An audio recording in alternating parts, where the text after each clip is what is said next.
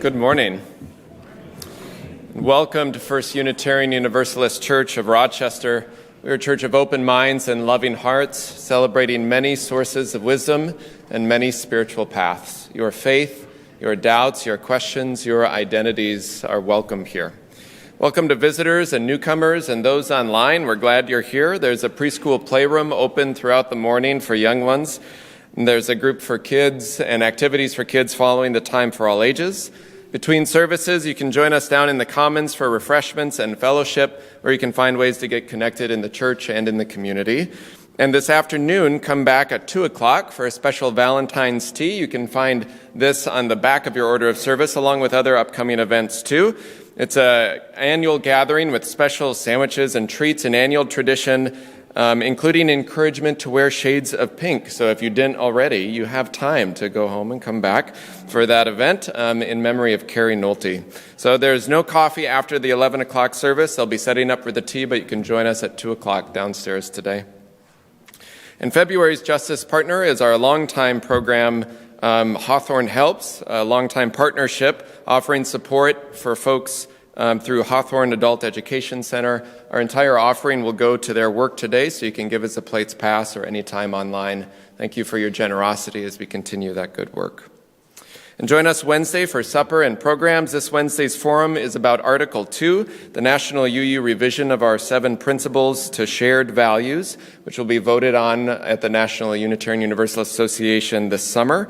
This week's forum is open to all, and then there's a more in-depth session listed on the back of the order of service too, which will be held Sunday, March 10th, which you can register for. So join us Wednesday, suppers at 5:30, the forum at 6:15 with childcare. All are welcome. We're grateful for today's special music with Rose, Joe, and Alex, and guests Emily. Thank you for being here today and for providing a fullness of sound and joy this morning. And finally, thank you to all who helped and attended Wednesday's launch for our combined pledge and capital campaign for our new church home. You can track the progress down in the Commons with colorful squares on the floor plans. As it grows, it represents the goal for the campaign, not necessarily the cost of the building, just to be clear. There's some questions on that. But it's the goal for the campaign.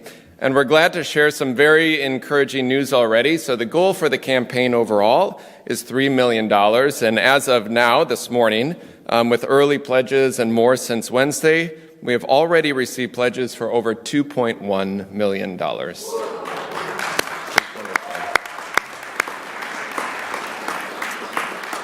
So thanks to all who have been participating already. So welcome stewards for a conversation about your gift if you haven't already, and then turn in your pledge to join this historic moment in our church.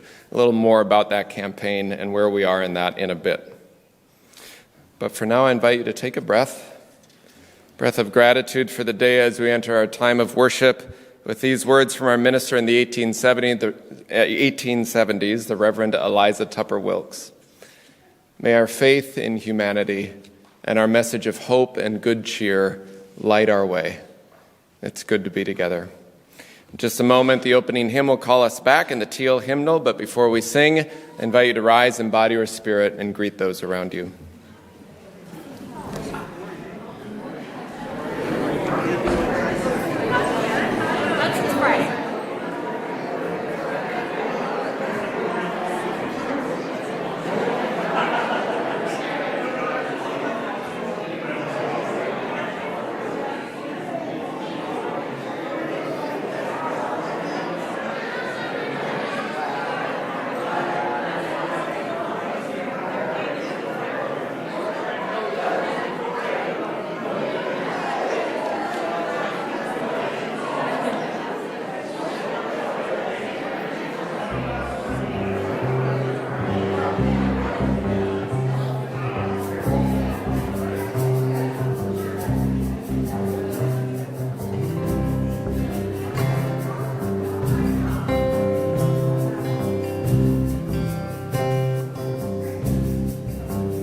We are going, heaven knows where we are going, but we know within,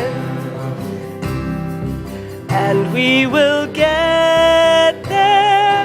Heaven knows how we will get there, but we know we will.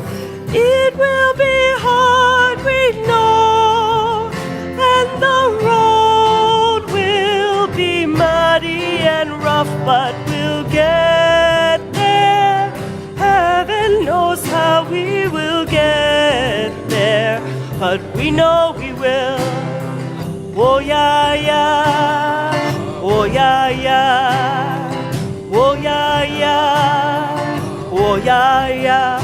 We are going, heaven knows where we are going, but we know within, and we will get there.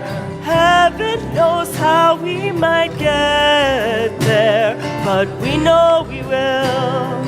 Oh yeah, yeah, oh yeah, yeah, oh yeah, yeah, oh yeah, yeah, oh yeah, yeah, yeah, yeah, oh yeah, yeah, yeah, oh yeah, yeah, oh yeah, yeah, oh yeah, yeah, oh yeah, yeah.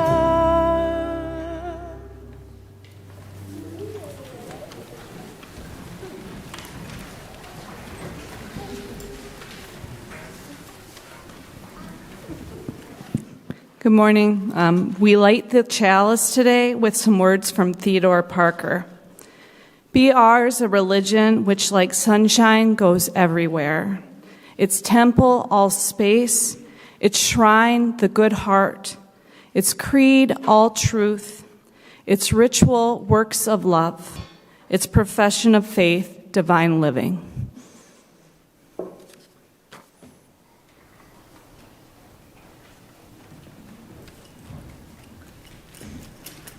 I'm going to have you guys sing this little chorus bit for this song with me here. We're going to start with it.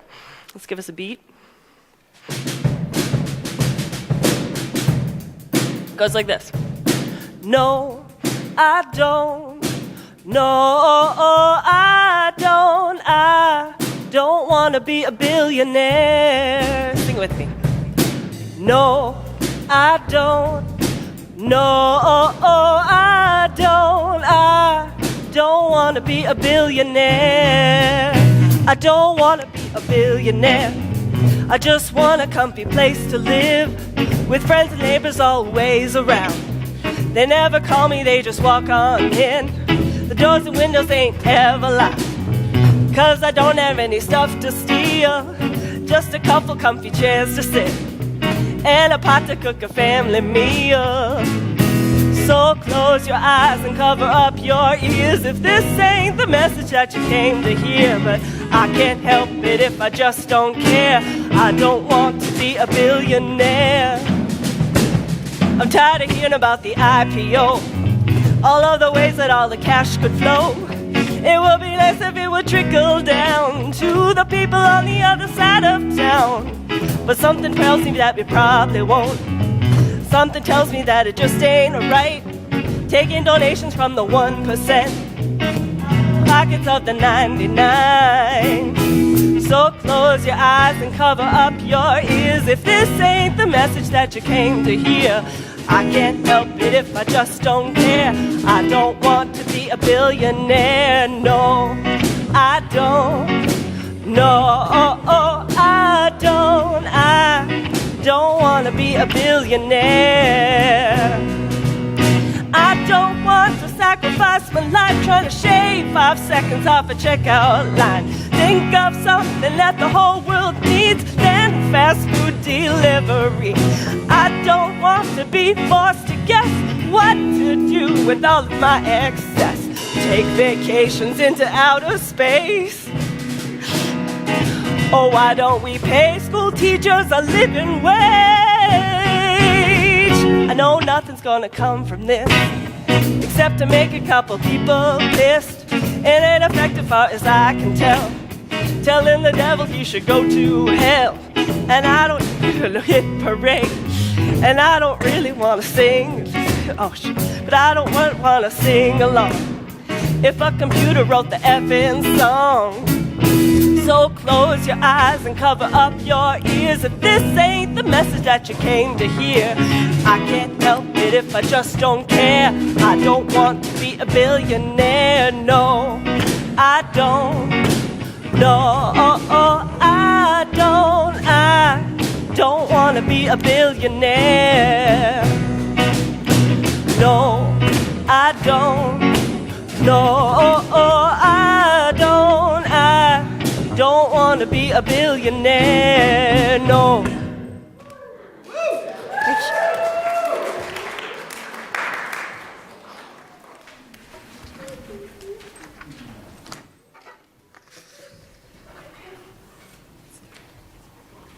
I'd like to invite the children forward. Anyone who would like to come up and hear a little story.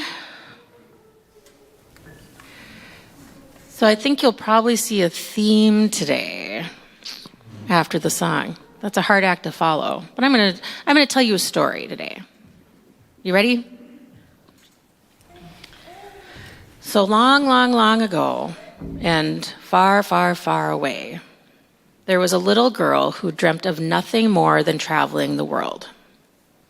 Now, this was back in a time before you needed to worry about things like health insurance and vehicles and all that crazy stuff. She knew that she could just walk wherever she needed to go and carry whatever she needed on her back. So as she was growing, she planned out her whole map of where she wanted to go, taking notes as she learned about different places. And then when she was old enough, she started working and saving her pennies and getting ready just to hit the road and go on the adventure that she wanted to go on. So when she was finally old enough to go out on her own, her mother said, "Take this with you, this special egg. And if you ever run into trouble, and if you're ever somewhere you need money, you will be able to sell this, because this is a very special egg. And anybody who sees this will know what it's worth and want to buy it from you, and you will be fine."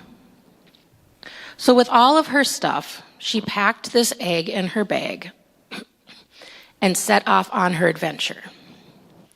And there were definitely times when things got a little rough, where she maybe needed a little bit of money, or she couldn't get a room at an inn at night, and so she would have to sleep outside under the stars. But she always carried this egg with her, knowing that if she ever needed to get rid of it, or ever needed money, she could get rid of it and sell it. So she grew, she got older, she traveled, she finally found a place to settle down with a couple comfy armchairs, and not a lot of excess. And this egg had a prominent place in her home. And she never really thought of selling it. She just thought it was a reminder of how far she'd come, and a reminder of her home that she came from and the life that she has created on her own. So one day she decided that her little comfy chair house was no longer for her, so she wanted to set off on her next adventure. So this now woman was out walking in the woods and decided to stop for some lunch. So while she stopped for lunch, there was a young man who came up to her, who clearly did not have what she had, did not have as much money, did not have the clothes that she needed, or that he needed, and just looked a little ragged. So she said, "Come and sit with me and have some lunch." So he sat with her and she shared her sandwich. They enjoyed the meal together, and she said, "I really must be going. But before I go, I'm going to give you this egg. Because you need this egg in case you need money. And you clearly need money more than I do right now. And so I'm going to give it to you. And anybody that you run into will know what this egg is worth and will give you money for it." And the woman started walking away. So the young man sat and stared at this egg, and didn't quite know what to think. This stranger just gave him something that apparently was worth a lot of money. Eventually, he got up and ran after her and stopped her and said, "Here, I don't want this egg." And she said, "Well, why don't you want it? It's worth a lot of money." And he said, "I want to know what it is within you. I want what you have that made you give me this egg." Now, that's pretty deep for all of you up here, I can tell, right? But I think for some of you out there, you know what it means when somebody gives you something and doesn't expect anything in return. So I'm going to take this egg down, and we're going to talk more about the egg and what it means when somebody gives you something. And you get to learn some more stuff and listen to some more great music. So we'll sing the children's benediction. The lyrics will be on the screen.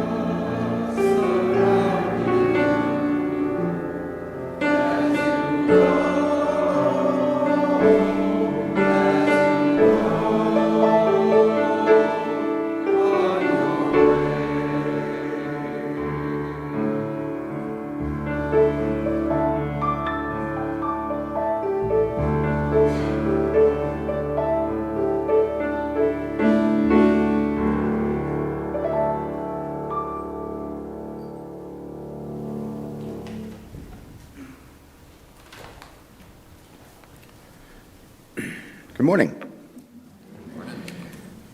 A couple weeks ago, my son Daniel and I spent the day in the Kickapoo Valley, a nature reserve in southeastern Wisconsin. We took a class on what the land can teach us about the winter. We spent the day plodding through the forests, marshes, and meadows of this beautiful reserve in the heart of the Driftbush region. We looked at animal tracks, trying to figure out what the stories, the footprints, and disturbances in the snow told us about how rabbits, bobcats, beavers, and otters survived in the winter. Now, I do have to take a moment here and put an aside. I didn't expect we'd spend so much time looking at poop. It's amazing how much you can learn about the forest when dissecting coyote scat. It's just amazing. But I digress. We talked about how the birds are great messengers of activity in the forest. If you're walking in the woods and hear a sudden increase in bird song, you can be assured that something just happened close by, or that a predator just came into view. But for me, the best part of the day was talking about the trees. We learned how to identify different tree species by bark shape and by branch form. We talked about what happens underground, how trees use their own root systems and the root systems of mushrooms and other fungi to form this thing called a mycorrhizal network that connect the trees to one another, forming one giant support system of resource and information sharing. The person who discovered this network is a woman named Suzanne Simard. She's a forestry and conservation scientist in British Columbia. Simard is the one who figured out that trees really do talk to one another. And she explained how they do it. She learned that trees form linkages in their root systems to share carbon, nitrogen, and hormones, not just between their own species, like Douglas fir to Douglas fir, but across species, like Douglas fir to white and yellow birch, between aspen and maple, beechnut and basswood. Her research also tells us that trees have an inherent understanding of the law of abundance. Trees seem to know that for a forest to be healthy, all species in it must work together in order to thrive. The biggest and strongest and oldest trees in the forest are called the mother trees, or hub trees. They send out nutrients to the younger saplings and seedlings that are not able to gather as much of the sun's energy independently. The nutrients from the mother tree gives the weaker trees the opportunity to strengthen and become mother trees themselves one day. As the mother trees age, things change. They begin to sacrifice their resources at a greater rate for the newer, younger trees. This includes sending out defense molecules to help other trees develop resistance to harmful microorganisms, all done in an effort to maintain the vitality and diversity of the forest.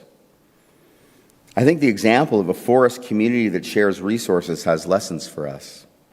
As Unitarians, we learn early that, like the forest, we thrive best when our communities are rich and diverse, and when each of us is supported by one another. Last week, Ruth McKenzie talked about how we must level up in the crazy world that we are now a part of. Leveling up means recognizing one another and being present to one another in solidarity. This means caring for each other in a concrete manner by establishing roots of connection so that we can share in each other's joy and pain. In other words, we may want to look to the example of the forest, to live according to the law of abundance, to share with one another what we have, and by developing and maintaining connections, we can create communities in which all flourish. And with gratitude, we'll accept today's offering.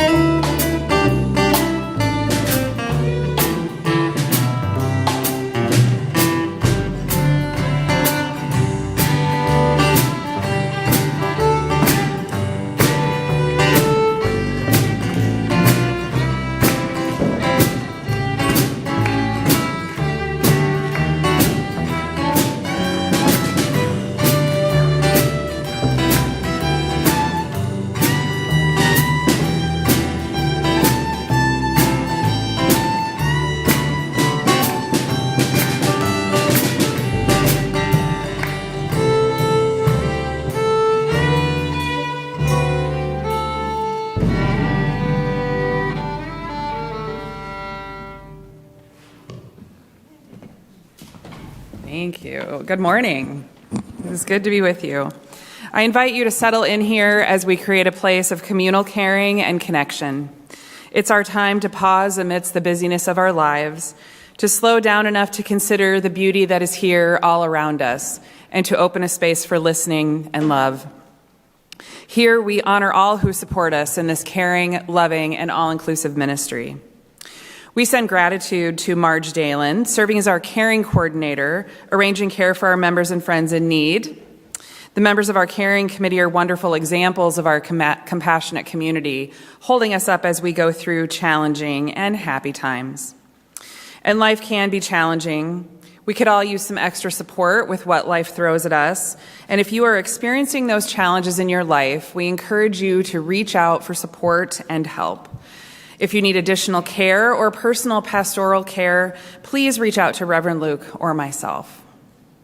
In this community, we share pieces of our lives with one another. We do this because each person here has value. Each person's experience matters. We lift up those who are experiencing sadness, illness, or loneliness. May the strength and love in our congregation help guide you. And we revel in those who are experiencing joys in their lives.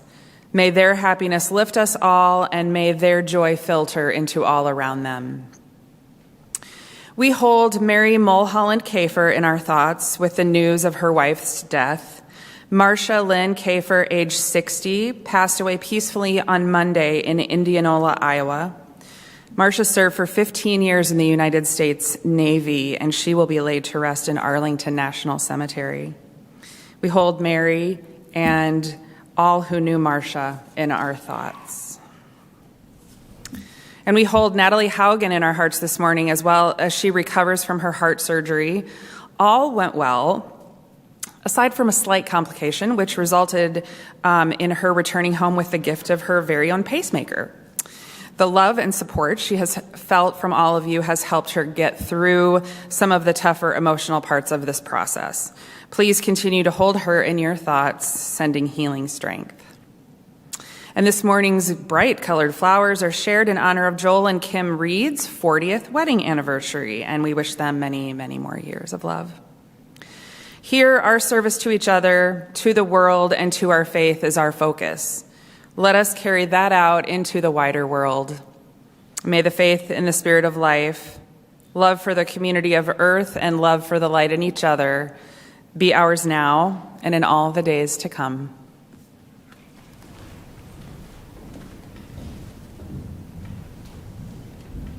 I invite you to take a deep breath. Breathe deep the breath of life. Feel below you the earth and its ancient turning.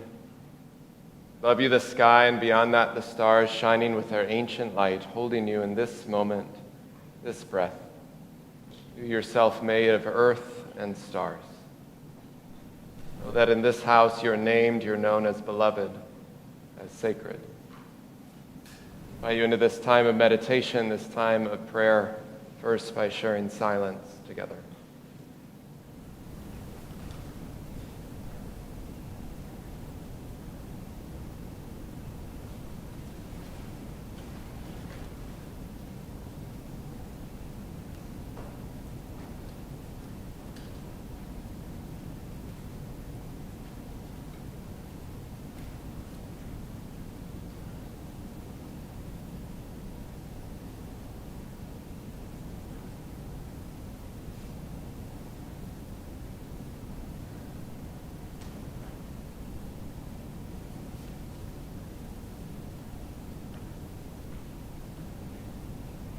Spirit of life, source of love, God and Gaia of many names and beyond all naming. So much of our world and lives like to have us believe we are on our own, that we should have all we need to care for ourselves in our minds or in our skills, in our bank accounts or more. But what we know, be it in simple moments of help we offer each other, by holding a door or offering a kind word, or in the deeper ways where we know our grief or despair or loneliness is somehow lightened or held by our being known, by our belonging, or how we know in our ancient knowing that we are made to live together in community, share our resources, share our burdens, and share our joys. May we forever reject the illusion that we live on our own, but that together we might flourish in more ways than we know. invite you to bring the names that you're holding in your own heart this day in joy or in sorrow, celebration or concern, and silently or aloud now in this time to speak their names.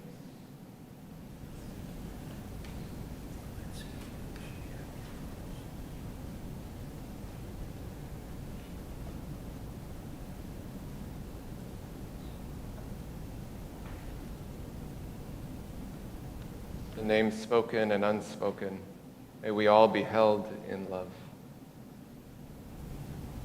These words of meditation are from Rosemary Watola Traumer, entitled Belonging.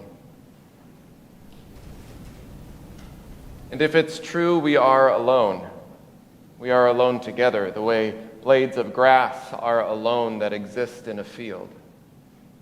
Sometimes I feel it, the green fuse that ignites us, the wild thrum that unites us, an inner hum that reminds us of our shared humanity.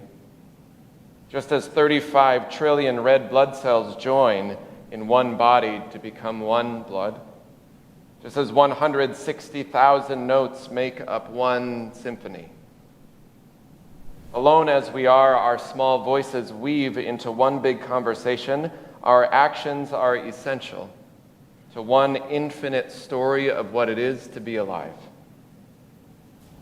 So when we feel alone, we belong to the grand communion of those who sometimes also feel alone.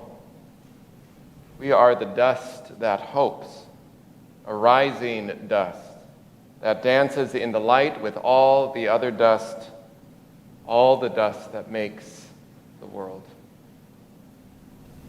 May that be so. Amen. The hymn is We Are, 1051 in the Teal hymnal. I invite you to remain seated as we sing together.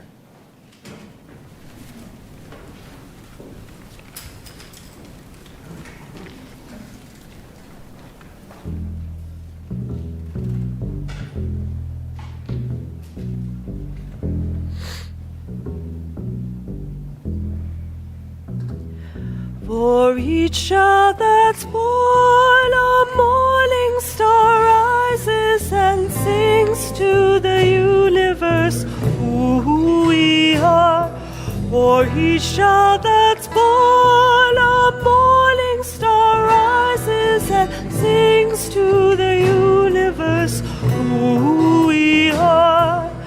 We are our grandmother's prayers, and we are our grandfather's dreamings. We are the breath of the ancestors. We are the Spirit of God. We are mothers of courage and fathers of time. We are daughters of dust and the sons of great visions. We're sisters of mercy and brothers of love. We are lovers of life and the builders of nations. We're seekers of truth and keepers of faith. We are makers of peace and the wisdom of ages. We are our grandmother's prayers, and we are our grandfather's dreamings. We are the breath of our ancestors. We are the Spirit of God. For each child that's born, a morning star rises and sings to the universe who we are. For each child that's born, a morning star rises and sings to the universe who we are.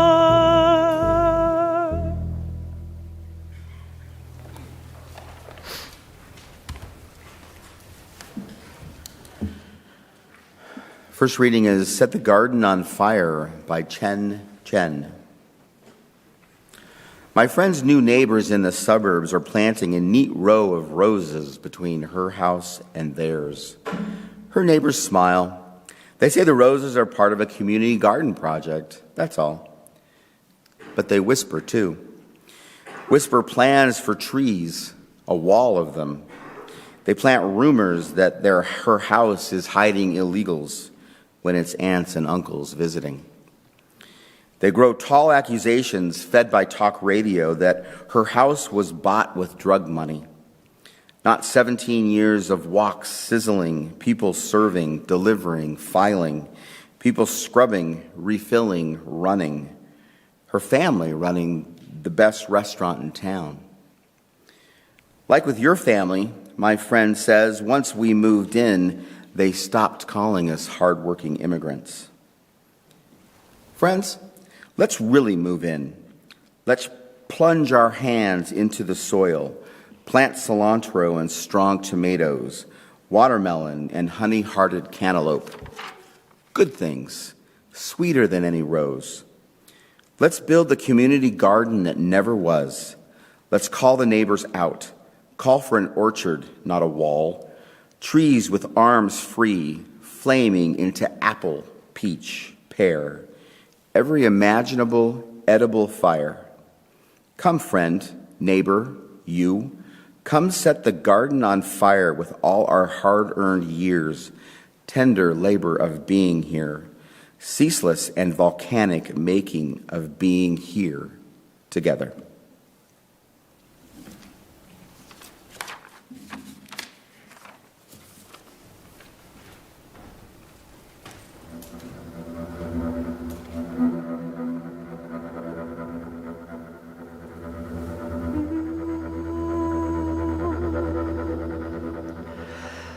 Lately I've been thinking, I said lately I've been thinking about roots and wings, how I need these things.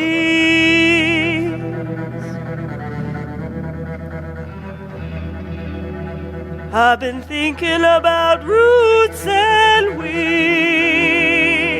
how I need these things. I need roots in the ground to keep me strong,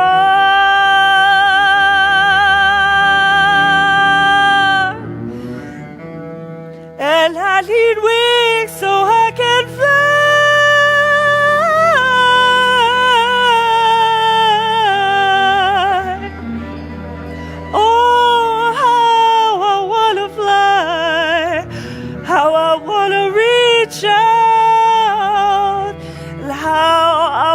Discover new things every day, every day.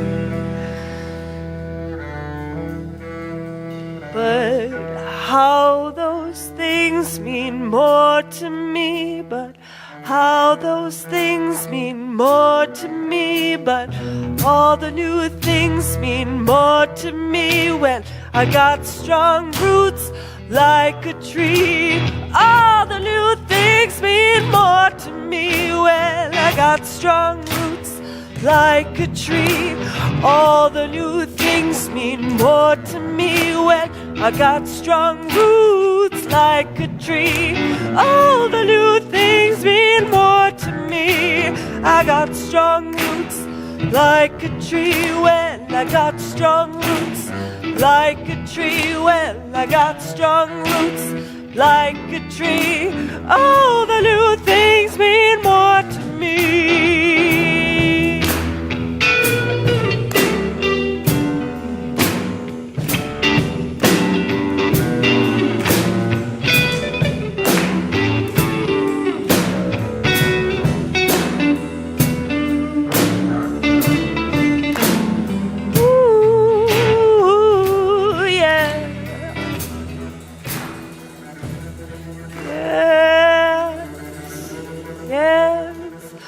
Lately I've been thinking, I said lately I've been thinking about roots and wings, how I need these things. I've been thinking about roots and wings, how I need these things. I need roots in the ground to keep me strong,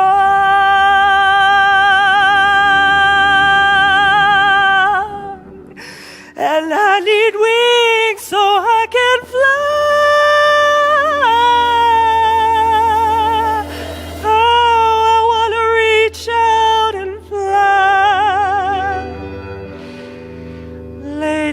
I've been thinking about roots and wings, and how I need these things.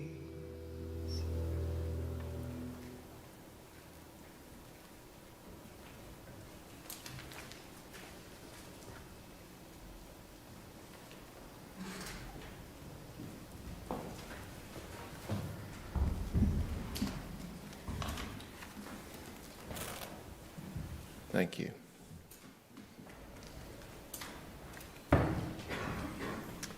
Roots and wings. Roots and wings are what stories are made of. And so I have a story for you. Long, long ago, in a land close by, in the center of a growing community was a stone castle steeple. It was rooted in earth and it reached toward the sky. Its threshold, massive arched doorways were known to the people as a portal, or at times called a gateway to heaven. Not only did these thresholds welcome those entering the structure, but the people also knew a magic, that the castle itself would speak, as if blessing those passing by, speaking a steady and quiet message of love. There, affixed on the castle tower, were large stone medallions proclaiming a simple, solid message that love was the center of the universe. After time, the castle had come down. An empire was building and took its place. The bricks scattered and lost to time, and the community regathered elsewhere not far away. Nearby was a forest, enchanted, one might say, with a winding river and stone walls. And 100 years later, in that green, mossy layer of ground beneath the forest trees, an ancient stone caught the attention of someone along the path. There, under the roots of growth and soil and years, held in the embrace of earth and nothing else, they read these words, 1876. Grace Church Universalist. These large medallions made of stone were part of the castle steeple of our first large downtown church, pictured here. You can see these stone medallions just above the doorway and then around the side there as well. When Mayo Clinic purchased Grace Church, this our downtown church, the place where the Plummer Building now resides, they kept much of the stone and the brick of that old church. They used some, and then they placed some among the woods and the paths in Mayowood. This past year, members of our gratitude team, helping to hold the story and history of the Building Our Future process, recalled that members had found these members, dubbed at the time the Vigilante Committee. So it was in this next picture. So here's a close-up of the medallions. And then in this next picture, you see the Vigilante Committee. Sorry, there they are.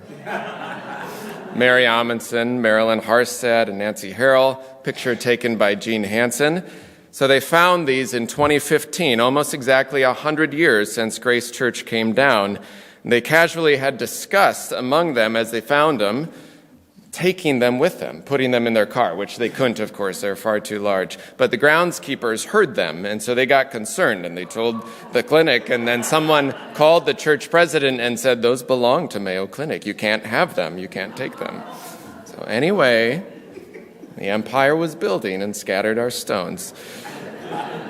But recently, we've contacted Mayo Clinic and now have both studied and planned with geological review and sturdy sleds and support so that these medallions, after 100 years, will come home to our congregation as we move toward our new church home. They may need to live in someone's basement for a bit, but we'll figure it out, or maybe they'll stay in the ground a little longer. But there's a whole plan. Part of our history that was lost a bit, or at least displaced, is now literally coming up and out through the soil with some digging to remember who we are, where we come from, and that we never make any move without bringing our stories with us. In one of our written histories, a quote from Dr. A. Miner from Boston as part of our dedication, one of our dedication ceremonies, spoke to this little growing Rochester congregation saying, "While there are many people in your midst who never enter this church at all, still it speaks to them when passing it." Still it speaks. And that's the story of the Magic Castle medallions, speaking to those who passed by them, both from the sky and from the ground, now rising from an enchanted forest, being liberated from empire. An empire we love. I mean, it's fine. The poet says, let's really move in. Plunge our hands into the soil, plant cilantro and strong tomatoes, good things sweeter than any rose. Let's build the community garden that never was, they write. Call for an orchard, not a wall, trees with arms free, flaming into peach and pear. Edible fire, come set the garden on fire, they write. With all our hard-earned years, tending labor of being here together. This image that the poet casts is an image of creating a different kind of community, different than one that often looks on each other with suspicion or with judgment or with hate at these neighbors that are now too close for comfort in the poem. I wonder sometimes what lives in the soil beneath us, wherever we are, just below the surface. What is in the ground upon which we gather? Stories, certainly, as well as actual elements, molecules that resident scientists know well. And I wonder how many parts per million or per billion, what percentage of the soil or the soul are held in the embrace of that liminal space between ancestors and descendants, suspended, held, rooted between then and now and not yet. This is part of what it means to be church, this word that literally means community in many ways. To know where we are rooted, rediscovering parts of who we are, holding every story like we're discovering something precious and precarious that needs to be held by more than just us alone. And carefully and thoughtfully bring our stories with us like setting 7-inch thick stone medallions on some sturdy base to slide out of the soil. It also means living in both the now and the not yet. How we care for each other when the fragility of our lives or our souls or our stories can feel precarious at best. Church is a thing that runs on promises and hope, literally. Our budget is a bunch of promises. That's it. There's no guarantee, no clear and tidy metric, just promises and trust. It's not arbitrary, of course. It's built on years of fulfilled promises and people's good word. It's rooted, as anything lasting is, in relationship, or what our tradition calls covenant. How we promise to be together in community, to move forward in good and messy and uncertain and beautiful and open and ever-widening faith. As you know, we're at a major threshold. And every year we remind ourselves of these things as we launch our annual budget campaign, which we are charged to make sure you know about and that we know about together. So here's the basics for anyone new or reminder. You know many of these things. But one, this church is funded entirely by us. No national money comes flowing down into our coffers. In fact, we support our national association with our budget. Your pledges, your donations make this dream a reality. So that's one, we're self-funded. Two, we are always living in both the now and the not yet. So this year we have this combined campaign for our annual regular budget, as well as this larger capital campaign for a new church home. This means we need this, a 5 to 10% increase in our annual budget. And there's little easy check marks on the pledge form, 5%, 10%, or more, whatever you'd like to do, whatever you're able to do, to support simple things like utilities, insurance, program support, fair wages, all the things that make a community vibrant and thriving. And we need, in this time, as you know, this time that is expensive to build, that we need generous pledges at every monetary level and capacity to build our future. So sure, it's about a new building and grounds, and it's about donut holes, and it's about Wednesday suppers. Apparently I'm kind of hungry. It's about teaching our kids on Sunday mornings and Wednesday nights about consent, or about how every body is sacred. It's about creating space for experiencing beauty. It's about witnessing each other's testimony or transformation. It's about attending to each other's grief and naming it all as heartbreaking and as holy. It's about diving deep together into the largest questions of life and religion, its intentional small groups and casual dinner conversation or on pilgrimage. It's about making art together or competing in UU trivia together on a Wednesday night. It's trying to embody our best selves so that each of our lives, our stories, our moments are held, that they matter. And we show that in big and small ways, with a card, a meal, a hug, or simply sitting near each other on a Sunday morning, which is a quiet gift sometimes we don't even know we're offering, simply showing up and being a physical presence that you're not alone. We are living in the dreams, literally, of those who have come before us, and now we have the gift, the responsibility, to be the dreamers for what comes next, beyond ourselves, toward a future that will be a blessing to both those who enter the doors or those who just pass by, to be a communal center, to celebrate inclusion in the arts and justice. We're digging deep into the story of who we are, always. We are hoping to build a future that is both for us, those who can now enter maybe a threshold that's more inclusive and accessible, can hold gatherings for connection and community, can have a space for art and inclusion. But at that busy corner, I'm thinking about that old dedication word, that it's about those who may never enter that threshold at all. How can we be a sign of love or support to a community, a witness right there on the corner of Viola and East Circle, a busy place? Maybe it's on some day with awful news in the politics, or some day with awful news in someone's life on their way to work or to the clinic or to the school, be they a student or a parent or a teacher, and there on the corner we have some proclamation of justice, or that love is at the center of the universe, like a trans flag or a Black Lives Matter flag, a simple reminder that at least this spiritual community names and knows their identity as sacred. Or maybe they look and see the makings of a community garden, or at this intersection of environmental justice and communal care. Or they see the setup for the EV chargers or the solar panels, or a celebration of light and color through the art of modern stained glass that glows on their early or their late commute like a blessing. Or the simplicity of an entry that is made universal for everyone, regardless of how they move about in the world. Each of these seemingly tiny, sometimes expensive things make a difference. And from that place, who knows what we might keep planting, growing, sharing, trees that reach out in edible flame gardens that are open and generous literally to any soul, human or otherwise, that might need nourishment.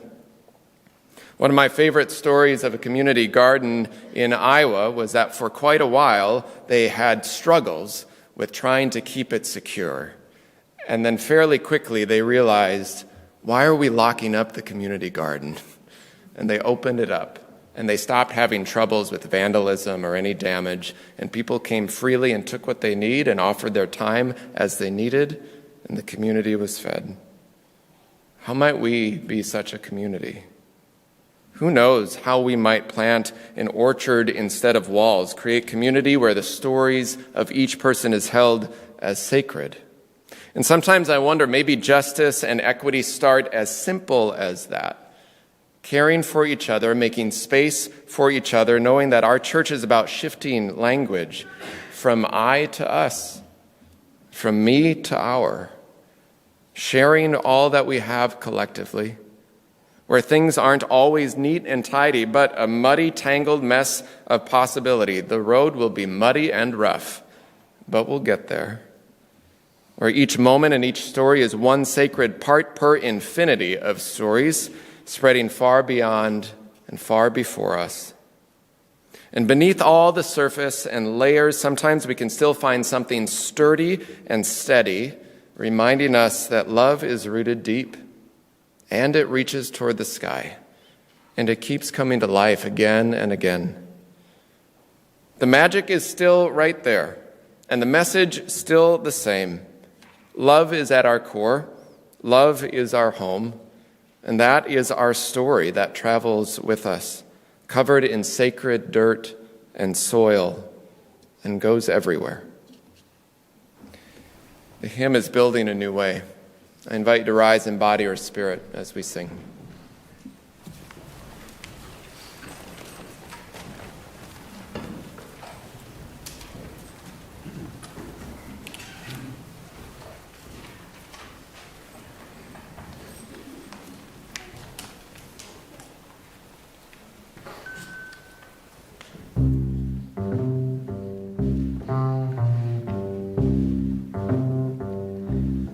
We are building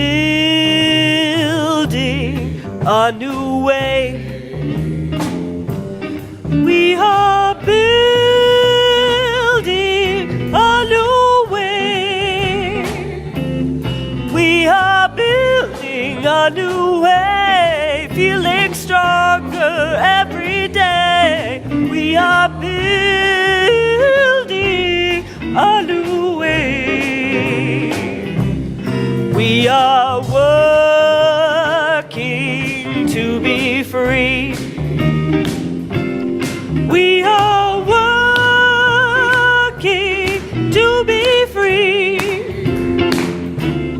We are working to be free. Hate and greed and jealousy. We are working to be free. We can feed our every need. We can feed our every need. We can feed our every need. Start with love, that is the seed. We can feed every need. Peace and freedom is our cry. Peace and freedom is our cry. Peace and freedom is our cry. Without peace, the world would die. Peace and freedom is our cry. Peace and freedom is our cry. Without these, the world will die. Peace and freedom is our cry.